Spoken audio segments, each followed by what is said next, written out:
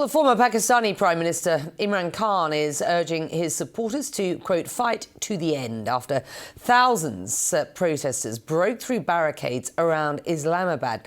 Now, Pakistani police fired tear gas to disperse the crowds and blocked roads to try to prevent them from pushing through. Khan praised protesters for standing firm in the face of what he described as the mafia, he says, that has been imposed on the country. The protest led by Khan's party, which says he is being held on politically motivated charges. Well, Fahd Hussain is a Pakistani journalist and president at AIK News Channel.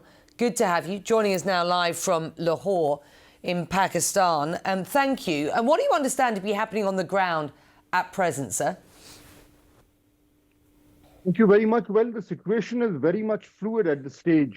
The PTI protesters, they came in today, this morning. They were able to enter the federal capital, Islamabad, in very large numbers. They were heading straight to what is called the D Chowk, or the red zone, which is right in front of the parliament and the prime minister's house and the Supreme Court. A few of them got there, but they were pushed back by the security forces. Right now, they are camped maybe about a kilometer or 2 kilometers away from that place. The government still has control of that main area. And the government has just now said that it has absolutely refused to negotiate or open any kind of dialogue with the PTI. So it's kind of a standstill right now. So talks between the government and Khan's party breaking down. The aim, of course, on the Khan party side was to get these criminal cases cleared. So, as you say, the status quo hasn't changed. Imran Khan, meantime, urging his supporters to, quote, fight to the end. Despite being in prison since last August, he continues to have a strong influence on those who support him. So what happens next at this stage, sir? What should we expect? Well, a couple of very important things have become clear in the last about 24 hours.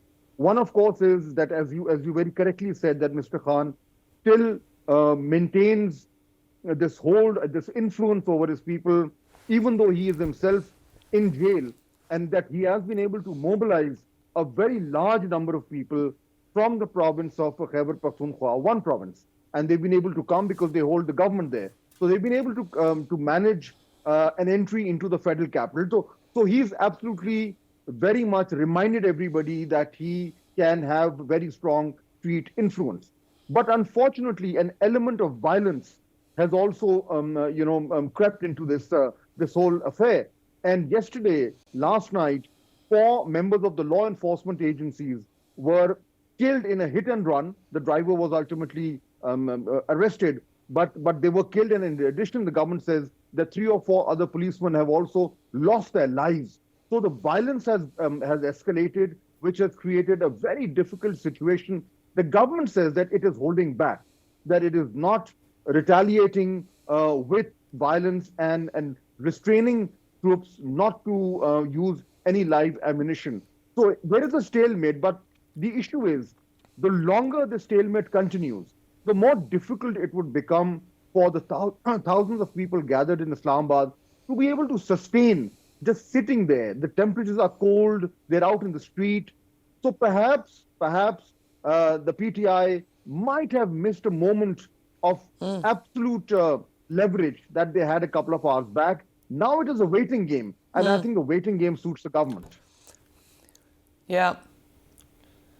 Can I just read a statement from the State Department in the US? It's the spokesman, Matthew Miller, speaking to reporters. He said, and I quote, "We call on protesters to demonstrate peacefully and refrain from violence. And at the same time, we call on the Pakistani authorities to, quote, respect human rights and fundamental freedoms and to ensure respect for Pakistan's law and constitution as they work to maintain law and order." Is there, do you feel, any sense of groundswell of international pressure on the government to negotiate with Khan and his party at this point? Well, as yet, there are no indications. Yes, the statement that you just referred to is there, but beyond that, we do not see any indication. This is very early in this whole conflict, and the whole issue may dissipate in a short time. Then, of course, the whole issue of international pressure will go away with it. We have not seen that. What we have seen, in fact, is an element of violence which has so far remained under control. But if it were to spiral out, then things could change. Even so, for example, the offices of our news channel, Ek News, were also attacked today by protesters and vandalized.